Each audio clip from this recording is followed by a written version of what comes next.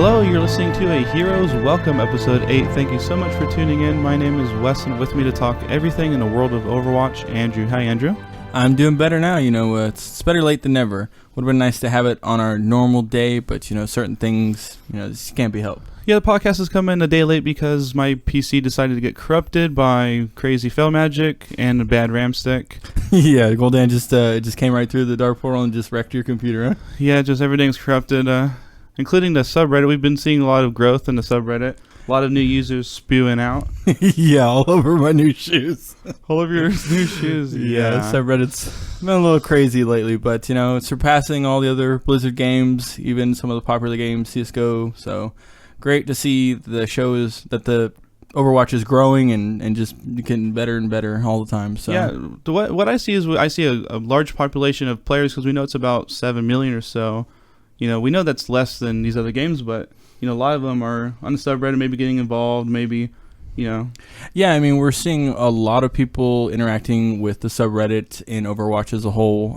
We're seeing a lot of, just people liking to share their experience with Overwatch. It's one of the things that's really cool with Overwatch is a lot of people really love those cool moments, especially to play the games and, other things like that. And just really that's showing. What filters are for. You can just filter out to play the games and get to the good stuff. But I did want to do a shout out to the competitive Overwatch subreddit. It does exist, and that could use some growth, and has a good amount of people over there too. Right, it has a good amount of people, but we just want to see it grow and be even more. I mean, we're a lot into the competitive scene in Overwatch, so it's something that we're both familiar with and we both want to see grow. Right, not just the subreddit, but all the forums, all the things Overwatch, right? Right. All right, so let's talk about more. We got a blue post. Let's talk about blue post. Quite a bit of activity on official forums.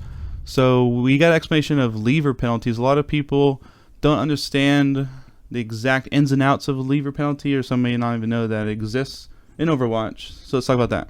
Right. So the lever penalty, a lot of people were confused, especially in the beginning, as far as how you get lever or how to avoid getting lever. So they kind of talked about it a little bit, and basically the gist is that if you're in the game and you are between the assembling your team phase, so as soon as you get into the point where you're able to select your character, from that point all the way up until you see the victory or defeat symbol pop up on the screen, that is when you're in the game. If you leave at that point, you will get counted against your lever penalty. The way it works is it's based off of your most 20 recent games, and so it's basically a percentage of games, your last 20 games, and how many you have left that get you into that lever penalty. Right, so the lever penalty, really quick, is what happens is you get a experience penalty, right? So if you're leaving games midway too often, and like you said, it records the last 20 games. So once you go over a certain threshold of you're leaving more games than you should be, and I believe it's in the bottom left. I've never had it happen to me before, but at the bottom left there's some notification of, you're about to get a penalty, and then it'll tell you, all right, you have a penalty, and it's 70%, so 75% experience penalty. Yeah, I've never actually gotten into the penalty phase. I did get a notice in closed beta, or in the open beta. I'm sorry. I did get a little notice on there. So yeah, basically it just appears at the bottom of your screen. First gives you a little warning, and then you'll actually get notified that you're in the penalty phase. And if you do get into the penalty phase, all you have to do is continue to play. It's not time based. You can't log out and just let time pass and hope that it's going to go away. You have to actually start playing and finishing games to get back out of that lever position. So basically, again, it's just recording the last 20 most recent games, and once you break out of that threshold again of games left compared to games played, then you'll become out of that lever penalty. All right, so let's have a little discussion about lever penalty, because a lot of people think Overwatch is a casual game. If I need to feed my kid, get him some apple juice, someone's at the door, I shouldn't be penalized. What are your thoughts?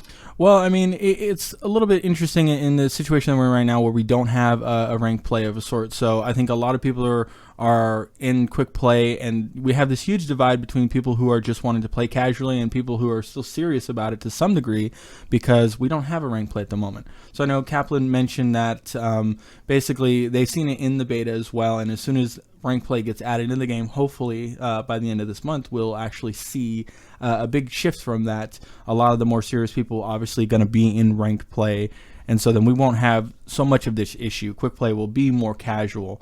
But either way, I definitely think there needs to be a lever penalty. I mean, it feels bad regardless of whether you're just playing to have fun or playing to be serious and try and win. It feels really bad to have someone leave in the mid game and just feel like the game's just over. You might as well leave too, you know? So I definitely think there needs to be a lever penalty. I definitely hope that in ranked play it's a little more harsh, honestly, than it is now.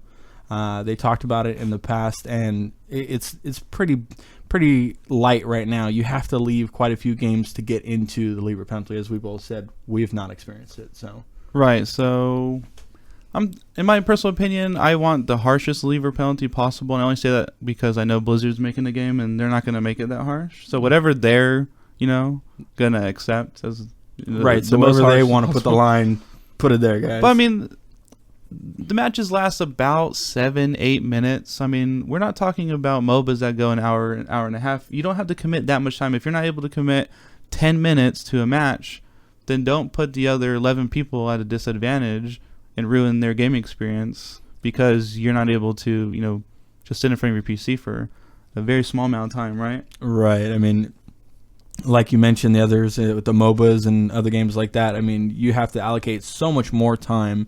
And it's really bad that we're seeing such a big influx of this happening. I mean, it's every other game I'm seeing people leaving in the middle of the game, near the end of the game. It's really bad to see people leaving. So when competitive comes in, do you think there should still be a penalty for a quick match? Oh yeah, there definitely needs to still be a penalty. I mean, I think where it is right now is okay. Maybe a little bit harsher is fine, but I definitely just hope that when ranked play comes around, that it's more harsh. Yeah, I personally don't mind what they do with quick play because I won't be there.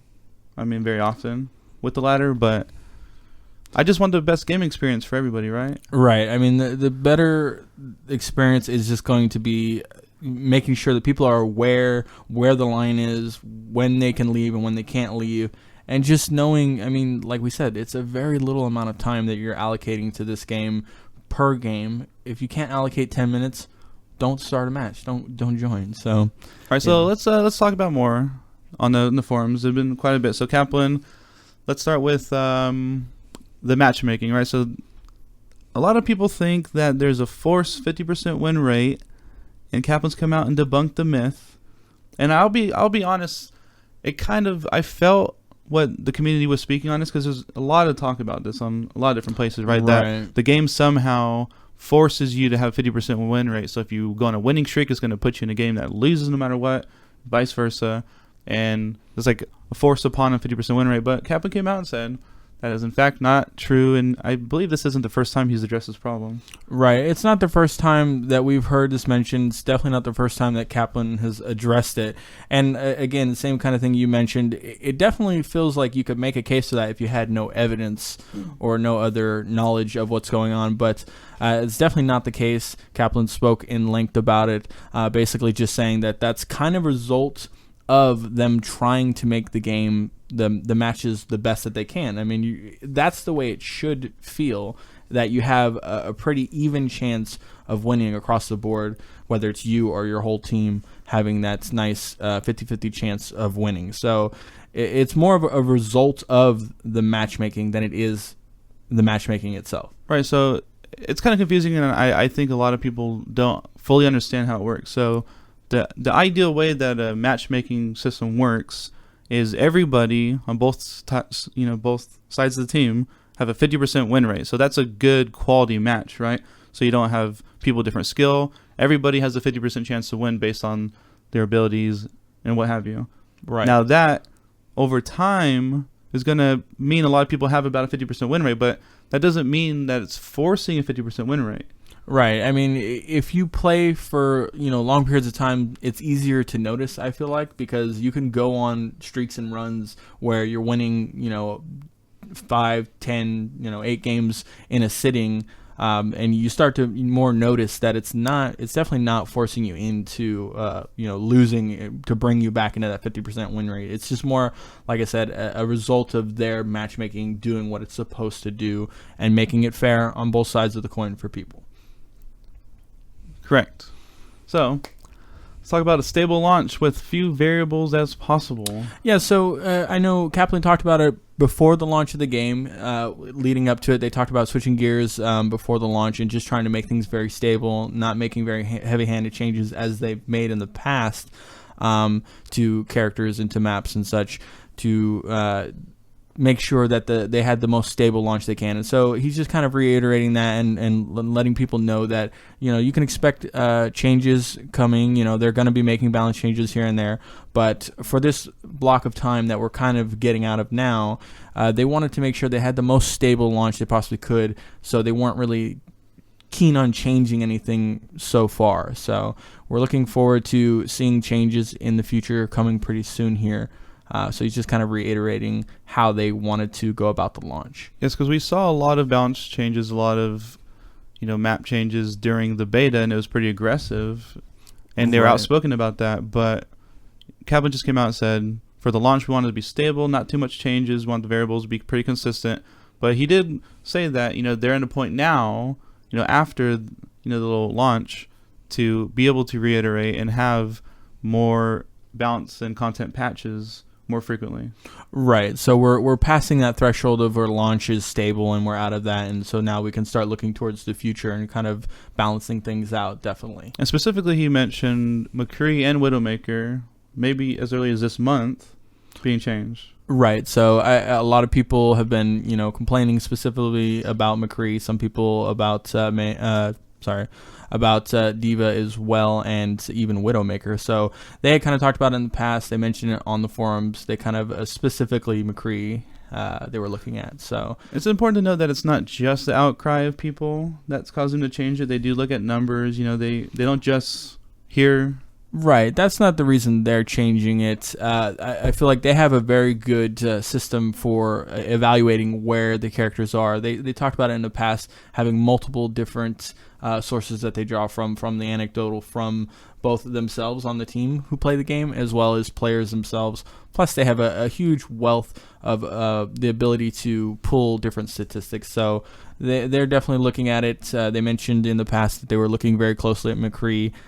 So it's just a result of them really taking a hard look at each character. So my prediction is McCree's right-click Phantom Hammer will be reduced in damage, and Widowmaker body shots reduced. That's my prediction. That's what we've been thinking for quite a while. So I'm right there with you. I think that's probably what we're gonna see. So I just hope it doesn't get too nerfed. I mean, things are really close even right now. I don't think things are too crazy. So just be easy with things. I think it'll go over okay.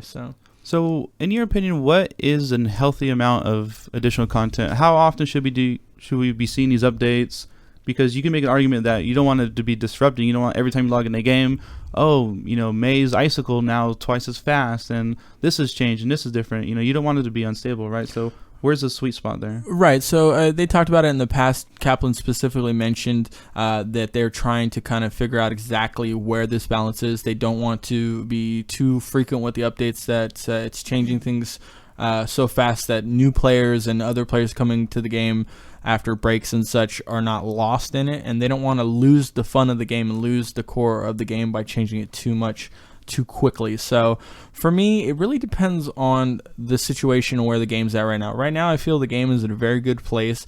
I feel like they don't need to change things quite so much. There's very few things that we agree I think need to be changed, from a little bit on McCree and specifically Widowmaker that we mentioned in the past. So I'm not sure how often is the best. It's just a matter of constantly looking at where the game is at and kind of seeing, is it really beneficial? Is it necessary? Does something really need to be changed or not? So another thing to consider is patch notes.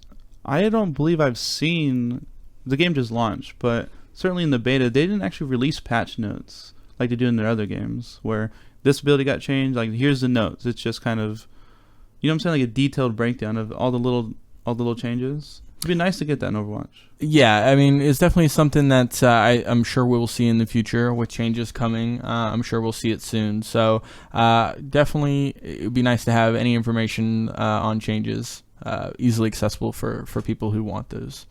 So definitely. And you want to talk about the chat boxes will be hidden during highlights? Right. So they mentioned on the forums that is one of the things I think somebody brought to Blizzard's attention, and Blizzard was looking at it, and they're definitely going to be making a change. It's just a quick little tidbit. They're going to be changing the chat boxes. If you've watched some of the play of the games or highlights, those chat boxes were up and visible during those, and so they're going to be changing that. So that way you don't have it blocking the screen while you're trying to watch your nice highlights.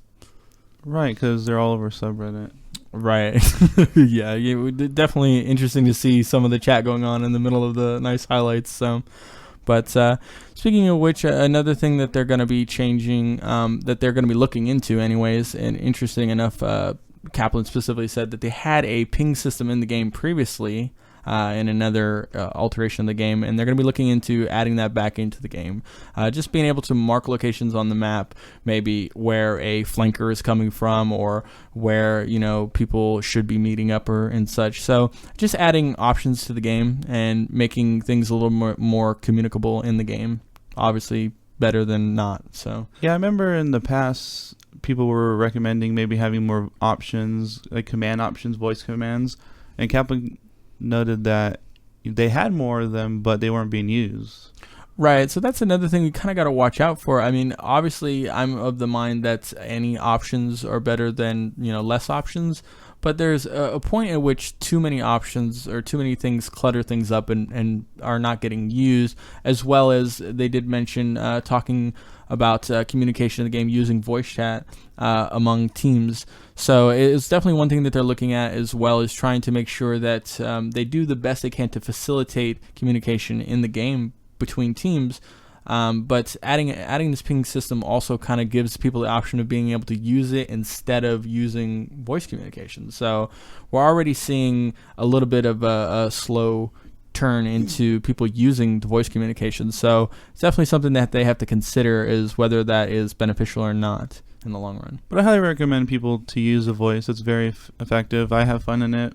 People are mostly pretty good guys and gals. Yeah, I think for a lot of people it's just a matter of getting used to using voice communication when they're not used to it in a lot of games. A lot of people play, they just like to kind of get away and just have fun and play, especially in the quick play. So I think when we bring in the ranked play, we're going to see a lot more communication amongst players. So right, so we know they're shooting for this month, and we're halfway through the month, so we should be having a progression-based, competitive system implemented soon.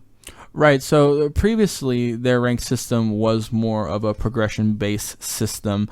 So they're kind of talking about the changes that they are looking into making, a lot of things which they got feedback from players. They got a lot of feedback when they first released it, so a lot of things that people didn't like that were more leaning towards a progression-based system. So they're looking more towards leaning into a skill-based system rather than progression-based as they had previously.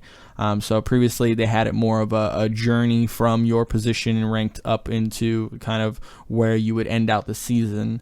And a lot of people didn't like that. A lot of people thought that it didn't emphasize good games, as you were talking about in previous episodes. So they want to really go into more of a skill base where they're going to incentivize the matches being the best that they possibly can across the whole season of your ranked play. Do you think they're going to maintain the same naming scheme, like Challenger, Advanced? Yeah, I mean, it doesn't matter to me that much what they name it, but they did mention previously that they were looking into a different system altogether, and so I'm sure we'll see probably some changes to that as well, the naming convention. So, yeah, we talk about it all the time. Yeah, I mean, competitive ranked play for us is really where it's at, so we're definitely looking forward to that, and hopefully it turns out much better, so we'll see.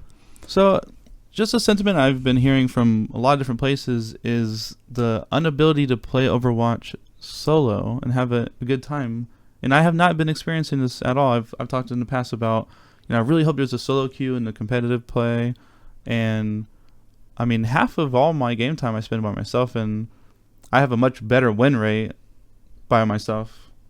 maybe. I mean, I don't know what that means, but Yeah. I have a, you know, a Some- 80% win rate solo queue and vice versa when I group. It's very interesting. Right. But do you find it difficult to play this game by yourself? I don't find it difficult to play by myself. I mean, the only real thing that I find difficult is, like we mentioned before, with levers. So, I mean, that's the only thing that bugs me is when I get into a game. And, I mean, like I said before, the quick play has kind of got a huge line driven between it because there's not a ranked play at the moment. I still play quick play pretty seriously. I try to do the best that I can and try and compete. And so that's the only thing that really bugs me is when I have a lot of levers. But other than that, again, I solo queue for the most of my experience as well. And so they were talking about that as far as the ranked goes. They're not really going to be going with the solo queue, which I think a lot of people were looking forward to having a designated solo queue. You'll still be able to queue by yourself. It's just not going to be done the way a lot of other systems are done, where you have a designated solo queue and then a designated team queue, as some do. It's going to be more of what they like to call a dynamic queue. So depending on the size of your team, whether you're in a group of 1, 2, 3, 4, or whatnot, the game will balance things out accordingly. I think the game could be a little bit more clear on who's grouped as well. Right. I definitely think that is something that they can look into. A lot of different changes could be made to that. So they've done pretty good in the past with making changes to the UI and such. And so I feel confident that they will do that once ranked play is released into the game. So Yeah, I mean, I'm sure we'll be covering it in very much detail when it comes out. I'm looking forward to it. So let's change gears to the competitive. I mean, a couple new tournaments were announced since our last show. Right. So the two main that we'd like to kind of shed some light on, the ONOG or the VGBN Invitational are going to be coming up pretty soon. So the Open Invitational had already started for the qualifiers, and so we're looking forward to the playoffs. The playoffs are going to be coming June 24th and 25th, and the finals will be right around the corner on the 26th. So it's good to see all these new tournaments kind of popping up, specifically the ONOG and VGBN invitationals to raise awareness for obtaining visas for the U.S. So a lot of people have had issue with that in the past, specifically with esports in general, and just obtaining visas for different players. Right. So one of the main reasons this is even happening is, I guess, you know, VGVN and ONOG came together, $15,000 tournament to raise awareness for the ability to get visas for esports. And we're talking about the United States specifically here, but there has been a couple times where players were denied access from countries like China to come to US to compete, and they're just trying to bring some awareness. There is some petitions out there to sign. I'm sure you could find them out. But yeah, it's a Video Game Voters Network. That's what VGVN is. And ONOG is pretty familiar, One Nation of Gamers. Mm-hmm. And yeah, like I said, the Open qualifiers already happened, and there's going to be, you know, the big teams there. You know, Cloud9, MVS, Liquid, they're going to be there. So you can expect great games, great finals, and right. Yeah, those on the 26th of June, right? Right, exactly. So the finals are on the 26th. So we're definitely looking forward to that. I know I am always happy to see some tournaments going on. Next in line is going to be the ESL tournament. It's going to be the Overwatch Atlantic Showdown at Gamescom in Cologne, Germany. So definitely looking forward to that. It's supposed to be the biggest tournament to date for Overwatch, 100,000. So the biggest we've seen so far. It's going to be open qualifier as well. The qualifier is going to start on the 27th. So you're going to start out with a group of 16 best for the region, and then later on they will fight for 8 spots, 4 for the NA and 4 for EU. So I was having a conversation with a buddy of mine. He thinks, you know, I told him about the $100,000 tournament and how crazy it is. The game hasn't been out for a month yet, and he actually told me that he isn't impressed with the growth of esports for Overwatch.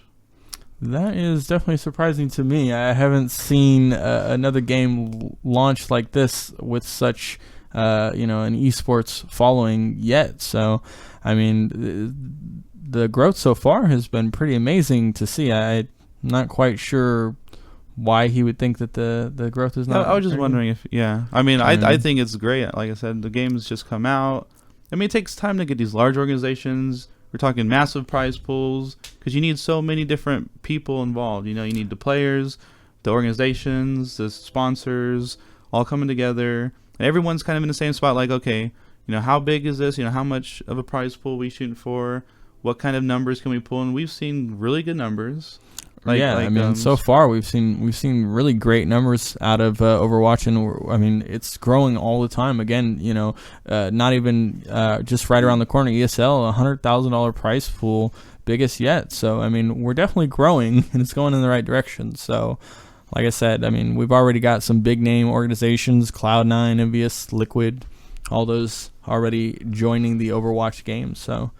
The growth has been amazing so far, so looking forward to seeing where it will go from there.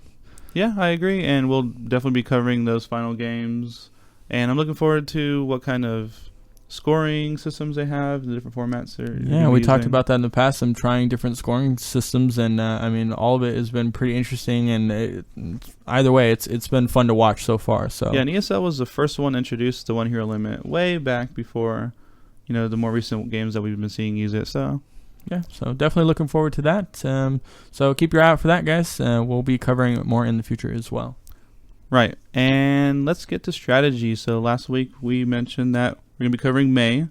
We have a trend of covering the characters that get the least amount of play, Hanzo and now Mei. Right, exactly. So it is Mei Day, ladies and gentlemen. We're talking about Mei. She is a defensive character. She does have 250 health. So we're going to be jumping right into her. She has her main weapon is her endothermic blaster. It does have an ammo limit of 200, 10 seconds of length and time for that 200 ammo before you have to reload, and it has a nice range of 15 feet. So it really makes her a dynamic character at close range. She can really do a lot of damage and really just help their team out in close range. Is where you want to really watch out for her. Yeah, she's helping her team and fighting global warming at the same time, because that's what she does. Right, exactly. Right, climate change specialist. Right, exactly. So you gotta ramp up her intro a little bit more than that, Right, exactly. Yeah. So. But anyways, I'll go over her right click. You talk about the frost stream.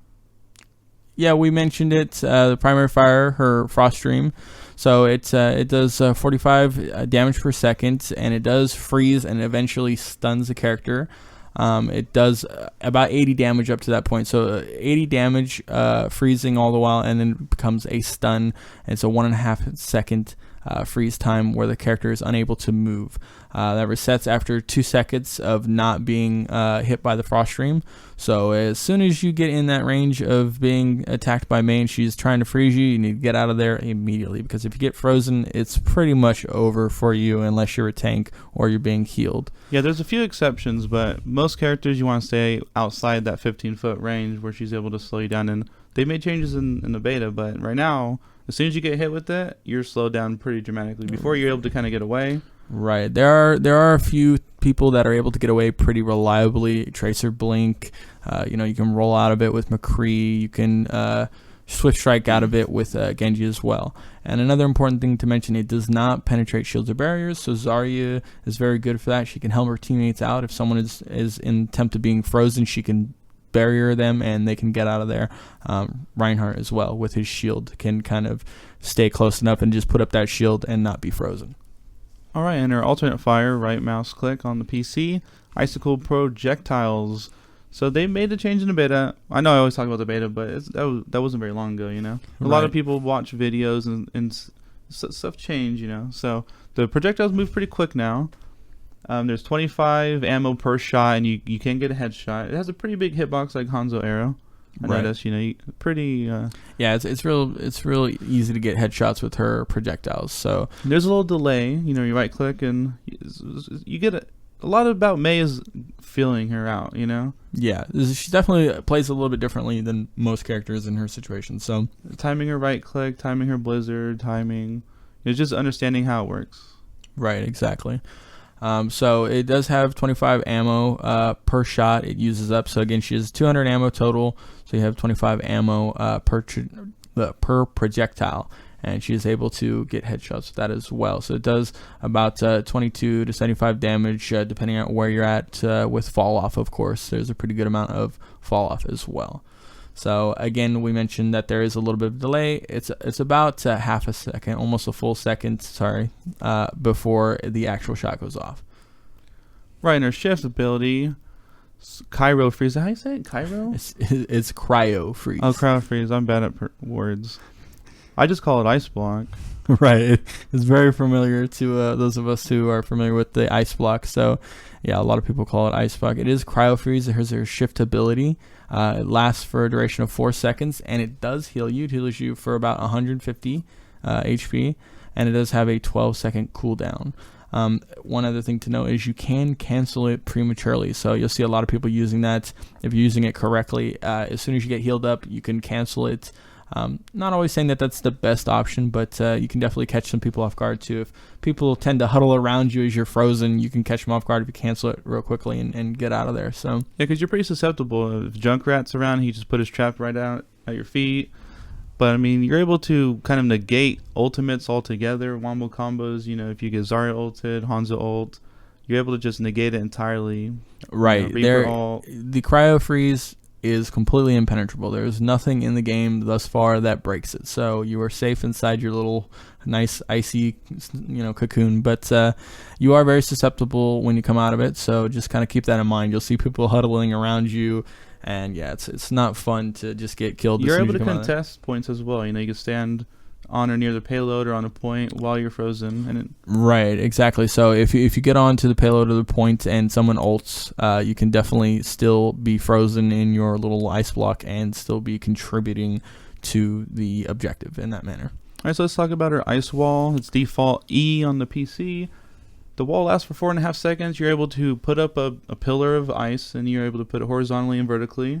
You just push a button, and you are able to cancel it, which is a new addition to the game. If you push E again, you're able to cancel it. Right. So it's really the epitome of her character. You're able to use these ice walls in so many different ways. Very versatile. You can block people in, block people out of areas, zone people out. You can protect your players from ultimates and such. Very, very good ability. Just so many different ways you can use it. So definitely look out for ways you can use it. They don't stack with other Meis, so you'll see, 2 Meis in a situation. You can't stack them. As you mentioned, you can turn them though, so you can put them horizontally or vertically. So you push the E button, you'll see the little design pop up for the location where you want to place the ice wall, and you can push E again and turn it vertical as well. So you can place around all over the map. Really good ways that you can use this ability. Yeah, you could use it as a mobility ability as well. You're able to get to places because you just build the wall underneath you as Mei. So you and your allies, I've seen, been able to get to the sniper perches and stuff. And you could surprise a Widowmaker, with a little bit of ice. Right. So yeah, you can definitely use it. It's a multifaceted ability. You can get you or any other player on your team into interesting situations. You can even use it under the enemy and put them into interesting situations as well. So definitely look out for ways to use that. So it is a 4.5 second duration unless you cancel it early. You can cancel it at any time. It does have a 10-second cooldown. And interesting to note that each particular pillar of the ice wall has an actual health count of 500, so they can actually be destroyed early if you do enough damage to them. So still a lot of damage, 500 damage. They're pretty secure where they are, but yeah, it's quite a bit of damage. Maybe a Bastion could blow through it, but you're usually waiting it out. Right, exactly. So right, so let's talk about the Blizzard ult, the namesake of the company and the ultimate, Blizzard. So the cast time is 1.5 second, durations 5 seconds, and the way this ability works isn't so obvious. It's not like a Tracer ult where you kind of lob your grenade and it's like a set distance. The projectile can be thrown, close or far, and I've seen so many times Mei just overshoot enemies. Like the Blizzard's way out in left field, especially if you're on elevated ground. That thing, you could throw that thing pretty far. It's like a little underhand toss, and what I would recommend is, just make a custom game. You just go in there solo, and you can change it to where your ultimate charges really, really fast, and just kind of get used to throwing it, because it takes some, getting used to. Right. So, I mean, it's definitely an amazing ability. You can use it in so many different ways, the Blizzard. But, yeah, you can change the trajectory. So, interesting to note. So, keep an eye out for that and just look at how you're throwing that. Be careful. I always tend to err on the side of caution, a little bit shorter, closer to my side of the field than overshooting it. because at least if you're closer to you, they have to come through it to get to you. So definitely get into a custom game, check it out. If you get pretty good with it, you can make some pretty devastating plays with her Blizzard. Yeah, it's important to know that it does do damage, and it works similar to your primary attack, so where they get slowed, and eventually they become frozen. And it does stack with your primary attack, so if you have a Blizzard on them and your primary fire on top of them, they will be frozen quicker. It does do damage, about 20 damage per second, and it's pretty devastating. And what I like to do is put a little wall up behind it, cut off their you'll see a lot of people do that. Ladies and gentlemen, if you see the wall go up before you're making your push in, just be aware she's probably getting ready to use her ultimate. It's pretty devastating if you're trapped in there with her. So yeah, definitely keep an eye out for that. I had some fun doing that to some of the other teams. It's important to note that there's some characters that are really good to Blizzard on top of, and they really don't have any exit pass, like Hanzo's, or Junkrat might have his mine, but the characters that have less mobility are much more susceptible to it. So if you're going to throw a Blizzard on a Tracer or a Genji, kind of make sure that they don't have that out. Genji already Swift Striked, or Widowmaker already used her grappling hook, for example. But a lot of times the tanks and the healers aren't very mobile. Right. Even Alicia with the speed boost. If he's in the middle, he's not going to get out of it. Zenyatta's going to be caught in it. Symmetra's going to be caught in it. Most tanks. I tried to charge out of it. Reinhardt usually doesn't work very well. Yeah, it doesn't work too well with Reinhardt. So interesting to note. We did mention with her primary fire, Frostring, that shields and barriers will block it. That is not the case for Blizzard. So that does not work. You do not have that out. So don't be looking for that to save you. And a couple changes come to mind. At first, it wasn't so obvious, the AoE of the Blizzard. Obviously, it's a circular AoE. It's very obvious to see it currently in the game. It's blue if it's friendly, and it's red if it's an enemy Mei. But the original implementation, it wasn't so obvious where the Blizzard started and stopped. So they fixed that. It's much better. And also, it doesn't get line of sight by payloads and stuff. Right. That was the major change that I was looking at, is they changed it to where now you can't line of sight it from walls and from the payload as well. So, people used to be able to just line of sight behind the payload and be safe, and it kind of negates the ult in a payload situation like that, because, it's real easy to be able to get behind the payload when you're already there pushing the payload. So, they made that change. I think it's a great change. It definitely should be able to get around the payload. So that's her whole kit. So let's talk a little bit about putting all the pieces of the puzzle together using her whole kit. What are some tips we could give our listeners? Right. So I mentioned previously, shields are able to block the primary fire, so it's a great addition to have a Zarya around to be able to put that barrier up on you, protect you, and to be able to get in there, push maybe specifically someone like a McCree that you can get in there, you can get her barrier, you can roll into a Mei and be able to take her down. So definitely, if you're going up against the Mei, barriers and shields, good for that as well. On the alternate sides, we did mention ice walls don't stack, but her Blizzard is such a devastating ability, but you do kind of got to be careful. It can be reflected by Genji's, as well as Diva's defense matrix can completely absorb the Blizzard effect itself. It's not easy to do. They kind of have to be right up in her face when she lobs it. But it really feels bad to just waste your ultimate and have it ate up by the defense matrix, or even worse so, have it reflected onto you and your team by a Genji. You always got to be looking out for those Genjis. And what comes to mind, next level tips is, if you have friendly Meis, you could use their ice block to kind of act as a line of sight, like a kind of a pillar, a safe spot behind, because the projectiles aren't going to go through it. Mm-hmm. And I guess if it's an enemy Mei, the same thing applies, right? The same thing would apply, yes. So you're safe behind the cryo freeze. So if your friendly Mei is in front of you, she can use that ability to block ults and the such. Something like a Hanzo, obviously his ultimate will still go through it. She won't take any damage, but don't be looking to be standing behind it and hope you're going to get saved from the dragon. So and her ice block does some other things as well. It does remove the Zenyatta Discord orb, and that's where we don't see too much of a dispel effect in game right now, but I could definitely see it becoming more strong as new characters get added. and more things are dispellable. Definitely a great way to use it, specifically if you're going up against a Zenyatta. That Discord Orb is super strong. I had a couple games the other day where people were just getting completely wrecked. You think you're playing a tank and you think you're safe, and then you get the Discord Orb on you and you just get destroyed. So we don't see too much Zenyatta at the high level of play, but I'm hoping that will change soon. So definitely keep in mind that you can take off the Discord Orb with that, and also people can use it as a way of line of sight to get the Discord Orb off of themselves as well.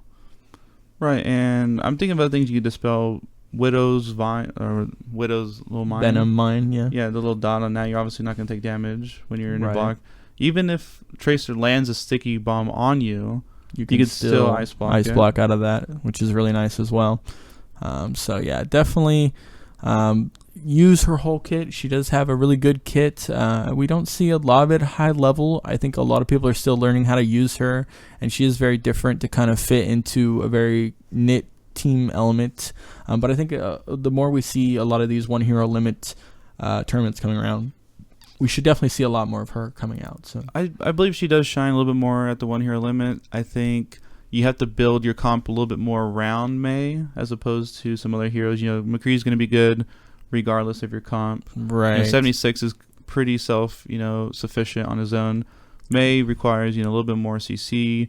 Maybe probably some other ults. AOE ults to combine. Right, and you really have to play so well as a team with her, because her ult isn't really a high damage ult.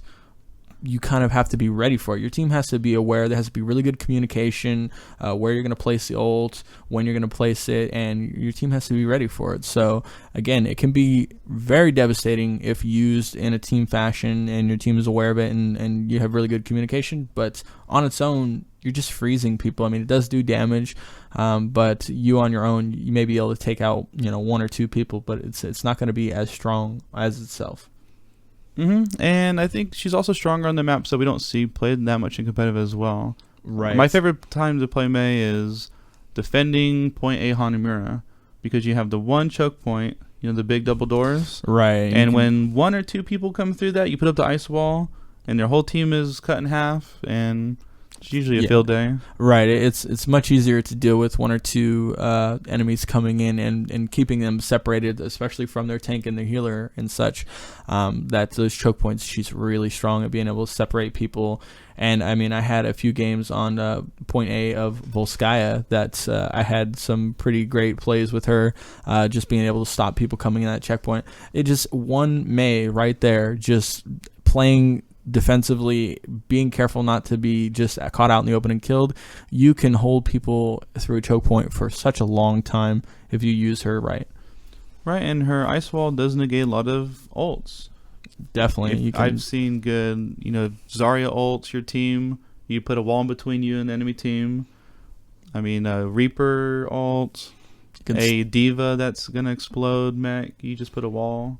Yep, exactly. So there's a lot of ways to use her kit, and she is the epitome of a defense character. She really can be such a great asset on the defensive side of your team, definitely. So again, I think that's going to take care of our character discussion for this week. Who are we covering next week? Yeah, we didn't talk about who we're going to cover next week. We were talking with a couple of people when we went to go we see. did decide. We did decide. What was it? Zarya. Oh, okay. So we're definitely looking forward to that. I know you love your Zarya. So. She's my highest win rate character. Oh, really? Okay. So definitely have some cool next level tips for you on Zarya. So keep an eye out for that. Next week is all about Zarya, and I think that's going to do it for us this week, guys. Thanks for listening. See you next week on our next show. Again, any information, feedback you want to give us, send us a message. We definitely look forward to hearing from you. Yes, and sorry again about that being a little late. Technical difficulties happen. But thank you so much again for listening. We love all the feedback. Thank you to all the people who've reached out and contacted us. We love to hear from you. We reply and answer to all of your emails and Twitter shout outs. But our information is going to be below, however you're getting it, whether it's YouTube or, through the RSS feed, iTunes. However you're getting this, there'll be show notes and our contact info will be there. It is a Heroes Welcome Podcast at gmail.com and on Twitter at 2 Moon Studios. And again, thank you so much for listening. Until next time. Next time.